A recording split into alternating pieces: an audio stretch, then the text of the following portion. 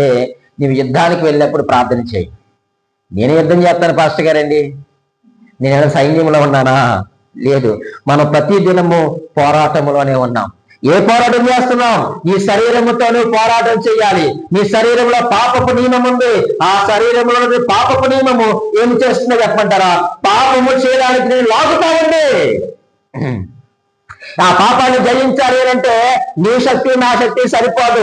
ఆ పాపంపై విజయాన్ని పొందాలి అంటే, ఆ పాపాన్ని నువ్వు జయించాలి అంటే ఎక్కడికి రావాలి చెప్పండి? ఉందా అలవాటు? మనకే అలవాటు ఉందా? నూనె రాసుకున్నంత మాత్రాన్ని పోదండి ఆ పాపం.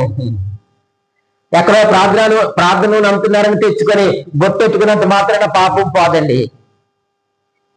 రాసుకోవద్దు నేను అంటలేదండి, రాసుకోండి. కానీ మొదటి నువ్వేం చేయాలి చెప్పండి? ప్రార్థన చేయాలి. నువ్వు దేవుని సన్నిధికి వచ్చి నువ్వు ప్రార్థన చేస్తే నువ్వు శరీరముతో నువ్వు పోరాటం చేస్తా ఉన్నప్పుడు నీ శరీరము పైన పాపపు నియమం పైన ఆయన నీకు అధికారాన్ని ఇచ్చేటువంటి దేవుడు. అంత మాత్రమే కాదండి, సాతాను వారి యొక్క అనుచరులతో మనం ప్రతిదినము పోరాటం చేస్తున్నాం. మనకు తెలుసు, ఎఫెసీయులకు రాసిన పత్రిక 6వ అధ్యాయం 10వ వచనంలో మనం చదువుతాం. మీ అందరికీ తెలిసిన వాక్యాలే.